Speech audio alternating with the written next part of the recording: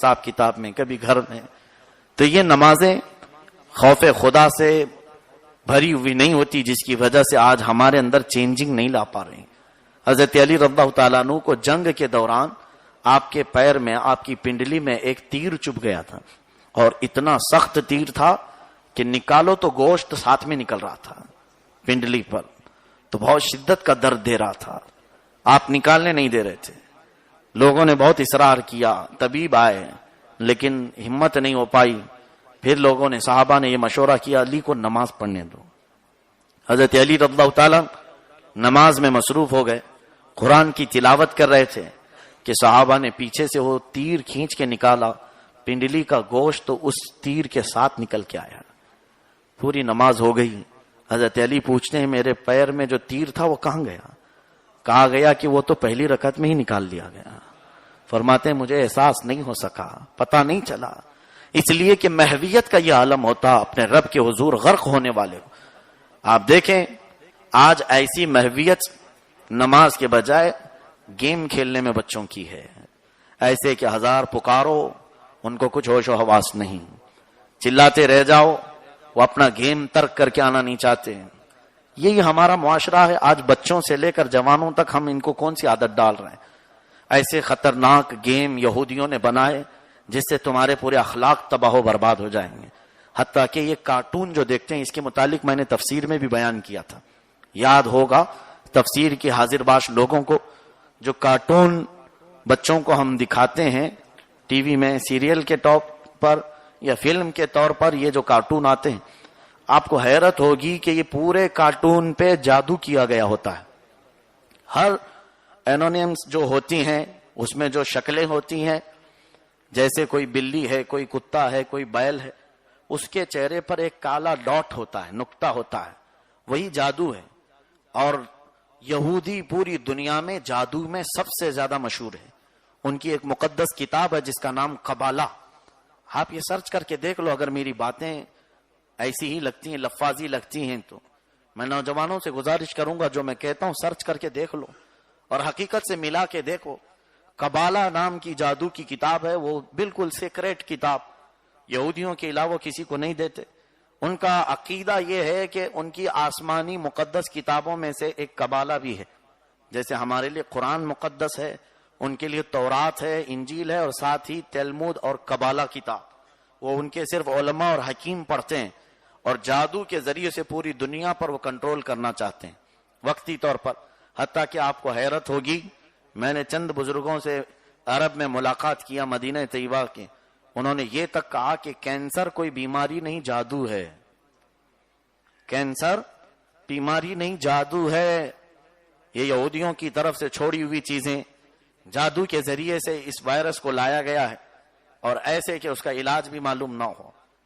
یہ نظر بندی، اسی لیے تو دیکھو کینسر کسی کو پتہ ہی نہیں چلتا، نظر بندی ہوتی جب وہ آخری اسٹیج پہ ہو، یا پھر ایسی وقت کہ اس کا علاج ممکن نہیں ہوتا، تب پتہ چلنے لگتا ہے. کینسر اگر شروع میں کسی کو معلوم ہو جائے تو علاج ممکن ہے. یہ تمام چیزیں یہود و نصارہ جادو کے ذریعے سے پوری دنیا پر کنٹرول کرنا چاہتے ہیں، اور ہمارے مسلمان بچوں کو ہم انہی جادو کے میدان میں جھونک دینا چاہتے ہیں. اس آگ میں کتنے بچے جل رہے ہیں آپ کو معلوم ہے؟ ابھی چند دن پہلے میں شہر ہبلی میں، کرناٹک میں، ایک گھر پہ تھا، بہت اچھا گھرانہ، پابند لوگ ہیں، لیکن ان کی ایک بچی کا مسئلہ انہوں نے میرے سامنے پیش کیا. 5-6 سال کی بچی ہوئی، وہ موبائل کارٹون اتنا دیکھتی کہ اب اس کی زبان جا چکی ہے، یعنی اب وہ بولنا ہی بند کر چکی ہے. یہ کیسی بیماری ہے؟ یعنی اب وہ کوئی بھی بات چیت نہیں کرتی. کہا پہلے تو اچھی بات چیت کرتی تھی، ممی پاپا اور بھی دوسرے اسکول میں پورے کتابیں پڑھتی تھی، جو بھی پہلی جماعت میں کتابیں پڑھائی جاتی تھی وہ سب پڑھتی تھی. آج ایسی پوزیشن اس کی آئی ہے کہ گونگی ہو گئی، زبان نہیں کھلتی. یہ پہلا کیس میرے سامنے تھا. پھر مجھے بتایا گیا نہیں، یہ پہلا کیس نہیں، ایسے کئی معاملات ہوئے کہ ان بچوں کے ساتھ جو کارٹون میں ان کو مصروف کر دیا جاتا ہے، ایسے محو کر دیا جاتا ہے کہ ان کے آس پاس ماں باپ کے ہونے کا بھی انہیں احساس نہیں ہوتا. عزیزان گرامی، بچوں کو اس بری عادت سے باز لاؤ. اس لیے کہ آج ماں باپ کیا چاہتے ہیں، اس کے ہاتھ میں موبائل پکڑا دو تھوڑی دیر تو ہم کو ڈسٹرب کرنے سے بچائے گا، اپنے کام کاج میں ڈسٹرب نہیں کرے گا، اس لیے اس کے ہاتھ میں موبائل پکڑا دیا. اس کے علاوہ دوسری کوئی چیزیں ایسی اس کو رکھو. اب تو بچے ہیلتھی کھیل کھیلنے بھی بند کر چکے ہیں. سارے لوگوں کی توجہ صرف موبائل گیم کی طرف ہے. پہلے تو کرکٹ، والی بال، فٹ بال، بہت ساری چیزیں کھیلتے تھے، جسم کی ورزش بھی ہو جاتی تھی. لیکن اب بچوں میں کئی ایسے گھناؤنے گیم آئے ہیں جس کی میں آپ کو تحقیق کے ساتھ بات کروں گا. ابھی کچھ نوجوانوں نے پب جی کے متعلق بتایا. یہ کوئی مذاق اور لطیفہ نہیں. جانتے ہیں آپ اس میں پورا اللہ کے نبی صلی اللہ علیہ وسلم نے جو بشارت دی تھی وہ پورا میں نے اس میں دیکھا. قیامت سے پہلے ایک عظیم جنگ ہوگی جس کا نام الملحمۃ الکبریٰ. اس سے بڑی جنگ نہ دنیا میں کبھی ہوئی اور نہ کبھی قیامت تک ہوگی. وہ جنگ ہونا باقی ہے. ملک شام اس کا میدان بنے گا. حضور نے اس کے اوصاف میں یہ بتایا کہ وہ جنگ اتنی خطرناک ہوگی کہ ہر 100 میں سے 99 مریں گے اور ایک بچے گا. اور اس پوری جنگ کو اللہ کے نبی نے فرمایا الملحمۃ الکبریٰ. اس میں شریک ہونے والے اور جہاد کرنے والوں کی تو فضیلت ہے، لیکن اس کے علاوہ جو کفر، ارتداد اور فسق و فجور پر لڑیں گے ان کے لیے دوزخ کی وعید ہے، جہنم کی وعید ہے. یہ جو گیم ابھی آیا اس کی چیزیں وہ ملحمۃ الکبریٰ سے ملتی جلتی ہیں. یہ پب جی جو گیم لایا گیا اس کی پوری چیزیں ابھی تک میں خود دیکھ نہیں سکا، لیکن جتنا میں نے معلومات حاصل کیے ہیں اس میں یہی ہے کہ شوٹ کرنے کا طریقہ سکھایا جائے. کیا آپ گاؤں کے گاؤں پورے اپنی گن سے ویپن اس میں ہیں، پورا گروپ بنا کر کے شوٹ کرو. یاد رکھو آپ جس کو شوٹ کر رہے ہیں یہودی اپنی بزنس کے لیے یہ سب چیزیں تمہارے گھر میں لائیں.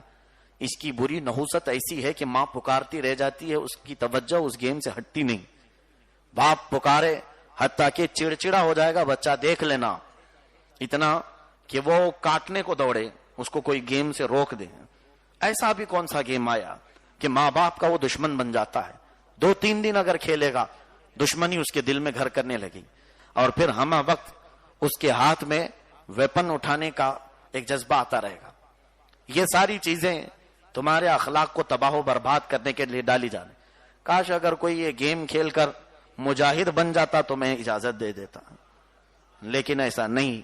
جس کو تم شوٹ کرتے ہو یہ در حقیقت چوروں کو شوٹ کرنا نہیں دکھایا جا رہا ہے، بلکہ جس کو بھی تم شوٹ کرتے ہو وہ مسلمانوں کو قتل کرنے کا سکھایا جاتا ہے. حضور نے خود فرمایا اس گیم کی تحقیقات کر کے دیکھو کہ آخر میں کتنے بچتے ہیں، اس میں ایک بچتا ہے. حضور نے فرمایا ہر 100 میں 99 مر جائیں گے مسلمان، ایک بچے گا. اور ان 99 کو مارتا کون ہے؟ تم ہی مارتے ہو، شوٹ کرتے ہو. مجھے یہاں سے کہنا یہ ہے کہ یہ مسلمان کے اخلاق نہیں ہو سکتے. میرے عزیز ہو بچو، دنیا اتنے جال بچھا چکی ہے تمہارے آخرت سے چہرہ تمہارا پھیر دینے کے لیے. کہیں ایسا نہ ہو کہ انہی گیموں میں تمہاری موت آ جائے اور اللہ کے ہاں تمہیں اس حال میں اٹھایا جائے کہ اس کے دل میں نفرت تھی اسلام کی اور یہ مسلمانوں کو قتل کرنا چاہتا تھا. عزیزان گرامی توبہ کر لیں. بچوں سے میں خصوصی گزارش کروں گا. دوسرے اور بھی چیزیں کھیلنے کی ہیں، انٹرٹینمنٹ، دماغ کو تیز کرنے والی کوئی چیز نہیں. میں خود بچوں کو مشورہ دیتا ہوں انٹرنیٹ تمہارے پاس ہے، ٹھیک ہے، یہ ایسی چیز ہو گئی ابھی کہ اس سے پورا چھٹکارا مشکل ہے، ممکن بھی نہیں لگتا، لیکن اس کا اچھا استعمال تو کیا جا سکتا ہے. میں آپ سے مشورہ یا میں آپ کو تنبیہ کرتے ہوئے یوں کہتا ہوں بچے جاؤ انٹرنیٹ پر کچھ چیزیں سرچ کرو. اللہ کی یہ پوری کائنات میں اتنے عجائبات بھرے ہوئے ہیں، اتنے عجائبات کہ اگر آپ صرف زمین کے متعلق ہی ریسرچ کرتے رہ جائیں اللہ کے ولی بن جائیں گے. کہ قرآن سے اس کو ملا کر کے دیکھیں گے سائنٹسٹ نے کیا کیا کہا ہے زمین کے متعلق، اس کی گہرائی کیا ہے، اس کی موٹائی کیا ہے، اس کی خاصیتیں کیا ہیں، اور اسی زمین سے میں بنا ہوں، اسی زمین میں مجھے ڈالا جانا ہے، اسی زمین سے مجھے اٹھایا جانا ہے. یہ تو فار ایگزامپل میں نے بتایا. ایسے ہی آپ کو تحقیق اور ریسرچ کرنے کے لیے اتنی چیزیں ہیں، اللہ کی عجائبات. آپ پہاڑوں کے متعلق ریسرچ کرو، آپ درختوں کے متعلق ریسرچ کرو، آپ آسمان کے متعلق ریسرچ کرو، حتیٰ کہ یہ سب چیزیں چھوڑو کم سے کم اپنی باڈی کے بارے میں ریسرچ کر لو کہ میرے دن میں کتنی مرتبہ سانسیں آتی ہیں، کتنی مرتبہ جاتی ہیں. ڈاکٹروں نے اس کو کاؤنٹ کر کے لکھ دیا، میرا دل کتنی مرتبہ دھڑکتا ہے، میرے جسم میں رگیں کتنی ہیں، لیور کسے کہتے ہیں اور یہ کتنا نازک ہوتا ہے، یہ سب چیزیں جب تم ریسرچ کرتے رہو گے کہاں تمہارے پاس وقت ہوگا گیم کھیلنے کا۔ ہاں یہ حقیقت ہے، جب دنیا تمہیں ایسے گندی چیزوں کا استعمال کرنے کے لیے انٹرنیٹ لائی ہے، اسی کو ذریعہ بنا کر کے تم اخلاق عالی سیکھ لو، بلند اخلاق سیکھ لو۔ یہ اس زمانے کی جنگ انٹرنیٹ سے لڑی جائے گی۔ ایک وقت آئے گا، میں اس کو بھی پہلے بتا چکا ہوں کہ پوری دنیا کیش لیس ہوگی، سب آپ بینکوں میں جمع کرو، کچھ بھی کیش نہ رکھو، حتیٰ کہ اب ڈیبٹ کارڈ، کریڈٹ کارڈ، یہ سارے کارڈ بھی ختم کر دیے جائیں۔ کرپٹو کرنسی کے نام سے چھوٹا سا ایک میموری کارڈ تمہارے جسم میں انبلٹ کر دیا جائے، اور ایسے کہ آپ ٹچ کریں تو آپ کا پورا بایو ڈاٹا آ جائے، اسکرین ٹچ سے آپ کا بینک بیلنس، آپ کے گھر کی پراپرٹی کی، جائیدادوں کی سارے دستاویزات وہ بھی نکل کر کے آئیں گے۔ اور لوگ اس کو آسان سمجھ رہے ہیں، کہاں پیسے لے کر کے گھوموں گا، کہاں کارڈ لے کے گھوموں گا۔ اچھا کیا دنیا نے، جانتے ہو یہ ایک بہت بڑی سازش ہے۔ ایک وقت آئے گا کہ تمہارا سارا کمایا ہوا اثاثہ بینکوں میں ہوگا اور انٹرنیٹ سے دیکھا جائے گا انٹرنیٹ کون چلاتا ہے، کون چلاتا ہے، کون اسے بند کرتا ہے۔ یہودیوں کے ہاتھ میں ایک دن اچانک یہ بند کر دیا جائے گا، اور پھر نہ آپ اپنے اکاؤنٹ دیکھ سکتے ہو، نہ اپنا بایو ڈاٹا دیکھ سکتے ہو، نہ تمہارے پراپرٹی کے کاغذات اور دستاویزات دیکھ سکتے ہو۔ کیش لیس کرنے کا ایک مقصد یہ بھی ہے، ظاہر سی بات ہے یہ جو میں باتیں بتا رہا ہوں یقیناً اس کی دشمنی میں یہ ظالم ہمارے ساتھ برا معاملہ کر سکتے ہیں، لیکن ہمیں خوف نہیں۔ اللہ عز و جل کے پیارے حبیب صلی اللہ علیہ وسلم کی اس بھولی بھالی امت کو میں امانت منتقل کر کے رہوں گا۔ انٹرنیٹ کو بند کر کے حضور صلی اللہ علیہ وسلم کی حدیث میں سناتا ہوں، حضور فرماتے ہیں ایک وقت ایسا آئے گا کہ تم دیکھو گے کہ انسان انسان کو کاٹ کھائے گا۔ پوچھا گیا حضور ایسا کیوں؟ کہا بھوک اور مفلسی کی وجہ سے۔ صحابہ کہتے ہیں وہ بھوک اور مفلسی تو اس زمانے میں بھی ہے، اس زمانے میں انسان انسان کا گوشت کیسے کھائے گا؟ اللہ کے نبی صلی اللہ علیہ وسلم فرماتے ہیں اس لیے کہ ان کے ساتھ ایسی مفلسی ہوگی کہ کسی کے پاس کوئی نہ سکہ ہوگا نہ درہم و دینار، اور پھر ان کے دماغ کو بھی کوئی دوسرے اپنے انڈر میں رکھے ہوں گے۔ یہ جو کرپٹو کرنسی ہے اس کے ذریعے سے نرم آدمی کو غصے میں لائے جانے کے آرڈر آئیں گے، اور پھر سخت آدمی کو نرم کیا جائے گا، کسی کو قتل کرنے مرڈر کرنے کے احکامات اس میں دیے جاتے رہیں گے، آدمی پاگل ہو کر ایک دوسرے کو مارنے لگے گا، اور جب کہیں کوئی چیز خریدنے کی اس کے پاس طاقت ہی نہیں تو انسانوں کو کاٹے گا اور ان کا گوشت کھائے گا۔ وہ دن آ رہے ہیں، بہت قریب ہیں۔ صحابہ نے پوچھا کہ یہ کتنے سال؟ حضور نے فرمایا 7 سال تک ایسا چلے گا۔ وہ دن بہت قریب آ گئے، اور حضور اکرم صلی اللہ علیہ وسلم سے پوچھا صحابہ نے اس کی نشانیاں کیا ہیں؟ تو حضور نے یہ بھی فرمایا کہ اس زمانے میں بھوت جیسی، چڑیل جیسی خوفناک چیزوں کو انسانوں کے گھر میں پہنچایا جائے گا، جس کو آج زومبی نیشن کہتے ہیں۔ زومبی، یہ گڑیا جو آج لائی جا رہی، یہ بھی سب حدیث پاک میں ان کا سب ذکر ہے۔ مسلمانوں کو یہ معلوم کہاں ہے، اس لیے کہ گیم کھیلنے سے فرصت کہاں، عورتوں کو سیریل اور فلم دیکھنے سے فرصت کہاں۔ یہ تمام چیزیں اے میرے عزیزو تمہارے غرق اور محو ہونے کی نہیں، بات میری چلی تھی مولا علی شیر خدا رضی اللہ تعالیٰ عنہ کی نماز سے، کہ آپ ایسے محو ہوتے تھے، غرق ہوتے کہ اللہ کی یاد میں اگر آپ کے جسم میں پھنسے ہوئے تیر کو بھی نکالا جاتا تو آپ کو اس کا خیال نہیں ہوتا۔ اور آج ہماری محویت اور ہمارا غرق ہونا کسی دوسرے کام میں آ گیا ہے۔ آخری بات کی طرف چلتا ہوں، مجھے بہت تھوڑا سا بیان کرنا تھا، وقت اپنے حساب سے ہی چلا ہے۔ یہ حضرت علی رضی اللہ تعالیٰ عنہ کا فیضان ہے۔ ایک حدیث پاک میں سنا دیتا ہوں۔ اب تک آپ نے بیانات چاروں خلفائے راشدین کے سن لیے، حضرت ابو بکر صدیق، حضرت عمر، حضرت عثمان، حضرت علی، چاروں کا سن لی۔ جتنا بھی مجھ سے بن پڑا آج میں نے سنا دیا۔ مولا علی شیر خدا رضی اللہ تعالیٰ عنہ، ان سب کی فضیلت کو جوڑتی ہوئی ایک حدیث پاک ہے، وہ رسول کریم صلی اللہ تعالیٰ علیہ وسلم کی بھی اور فاطمہ زہرا کی بھی۔ ایک بار مصطفیٰ کریم صلی اللہ علیہ وسلم حضرت فاطمہ کے گھر میں تھے۔ اس حدیث کو سنانے سے پہلے یہ توجہ کریں کہ اس حدیث میں ہماری پوری زندگی کے سبق آ گئے، سب آ گئے۔ حضور ان کے گھر میں تھے، حضرت فاطمہ کے گھر، حضرت ابو بکر بھی تھے، حضرت عمر بھی تھے، حضرت عثمان بھی تھے، یہ لوگ بھی تھے، حضرت علی بھی تھے۔ سیدہ کائنات فاطمہ الزہرا رضی اللہ تعالی عنہا نے شہد کا ایک پیالہ حضور کے پاس پیش کیا، اس میں شہد تھا اور بہت ہی حسین و جمیل خوبصورت پیالہ تھا. وہ حضور صلی اللہ علیہ وسلم کی خدمت میں پیش کیا. رسول پاک صلی اللہ علیہ وسلم نے اس پیالے کو لیا, غور سے دیکھا تو اس میں ایک بال پڑا ہوا تھا, سر کا ایک بال تھا. اتفاق سے آ گیا, گھر میں بھی کھانے پکانے میں کبھی آ جاتا ہے. حضور اکرم صلی اللہ علیہ وسلم نے اس پیالے کو دیکھا, شہد کو دیکھا اور اس بال کو دیکھا توجہ سے. اس کے بعد حضور مسکرائے, حضرت ابو بکر سے کہا, اے ابو بکر, یہ پیالہ بہت حسین ہے اور اس میں شہد بھی دنیا کی سب سے میٹھی غذا ہے, اس میں ایک بال پڑا ہوا, یہ تینوں کی ملتی جلتی کوئی مثال آپ کے دماغ میں آتی ہے؟ حضرت ابو بکر نے وہ پیالہ لیا اور کہا, یا رسول اللہ صلی اللہ علیہ وسلم, میرے ذہن و دماغ میں یہ مثال آتی ہے کہ ایمان اس پیالے سے زیادہ حسین ہوتا ہے. ایمان اس پیالے سے زیادہ حسین ہوتا ہے, اور جس کے سینے میں ایمان آ جائے وہ شہد سے زیادہ میٹھا ہوتا ہے. وہ اخلاق, کردار, گفتگو میں شہد سے زیادہ میٹھا ہوتا ہے. لیکن ایمان کے ساتھ دنیا میں زندگی گزار کر چلے جانا بال سے زیادہ باریک ہوتا ہے. تینوں چیزیں, ایمان حسین پیالے کی طرح, مومن شہد کی طرح, لیکن ایمان کو بچا کر چلے جانا دنیا سے بال سے زیادہ باریک کام. حضرت عمر سے حضور نے پوچھا کہ تمہارے بھی دماغ میں کوئی مثال؟ آپ نے کہا, یا رسول اللہ صلی اللہ علیہ وسلم, عدالت, فیصلہ, انصاف اور شہد یہ پیالے سے زیادہ حسین چیز ہے. اور جس کے پاس عدالت نہیں وہ سب پورا اندھیری قوم ہے.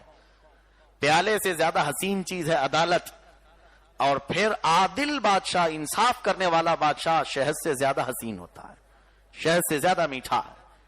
لیکن اپنے اور غیر کے ساتھ برابر کا انصاف کرنا بال سے زیادہ باریک ہوتا ہے. حضرت عمر نے یہ مثال دی. حضرت عثمان غنی نے وہ پیالہ اپنے ہاتھ میں لی. آقا اجازت ہو تو میں عرض کروں. کہا, یا رسول اللہ صلی اللہ علیہ وسلم, علم دین اس پیالے سے زیادہ حسین ہوتا ہے. علم دین اس پیالے سے زیادہ حسین ہوتا ہے, اور جس کے سینے میں علم دین آئے وہ عالم با عمل شہد سے زیادہ اچھا ہوتا ہے. ظاہر سی بات ہے, شہد میں ہر بیماری کی شفا ہے, اور حضرت عثمان فرماتے ہیں عالم با عمل میں ہر برائی کو دور کرنے کی شفا اللہ نے رکھا. فرماتے ہیں کہ علم دین پیالے سے زیادہ حسین اور عالم دین شہد سے زیادہ میٹھا, لیکن عالم کا اپنے علم پر عمل کر کے دکھانا بال سے زیادہ باریک کا. یہ آسان چیز نہیں, عالم بن جانا یہ آسان ہے, لیکن عمل کر لے جانا یہ بہت بھاری کام ہے. پھر حضرت علی رضی اللہ تعالیٰ عنہ کو حضور نے دیا, کہا آپ بھی اس کی کوئی مثال بیان کریں. حضرت علی رضی اللہ تعالیٰ عنہ فرماتے ہیں, یا رسول, دیکھیں اس میں سے صحابہ نے اپنے اپنے ریلیٹڈ چیزیں ہی بتائی. حضرت ابو بکر کا ایمان غالب تھا, آپ نے ایمان کی مثال دی. حضرت عمر کو عدالت میں مشہور رکھا گیا, اس لیے آپ نے وہ مثال دی. حضرت عثمان غنی علم کے بہت ہی طلبگار رہتے تھے, اس لیے آپ نے وہ مثال دی. اب حضرت علی کیا فرماتے ہیں, یا رسول اللہ صلی اللہ علیہ وسلم, میرے نزدیک گھر پہ آنے والا مہمان اس پیالے سے زیادہ حسین ہوتا. مہمان کے آنے سے منہ بگاڑنا نہیں چاہیے, وہ اللہ کی رحمت سے ہے, وہ برکتیں لے کر آتا ہے. حضرت علی کو اس بات کا شوق تھا کہ گھر پر میرے مہمان آئے.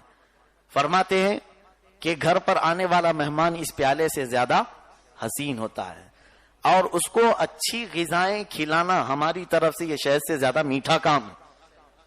اس کو اچھی غذائیں کھلانا یعنی مہمان نوازی کرنا یہ شہد سے میٹھا کام ہے.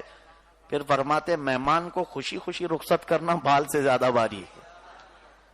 لاسٹ میں جاتے جاتے کہہ کے چلا جائے گا, نمک زیادہ کیا تھا, چٹنی بہت کھلایا ہے, ارے میاں ان کے گھر میں تو پلیٹ بھی ٹوٹی ہوئی تھی. یہ سب مہمانوں کے ناز و نخرے برداشت کرنا اور ان کو صحیح سلامت خوشی سے بھیجنا یہ بہت باریک کام ہے.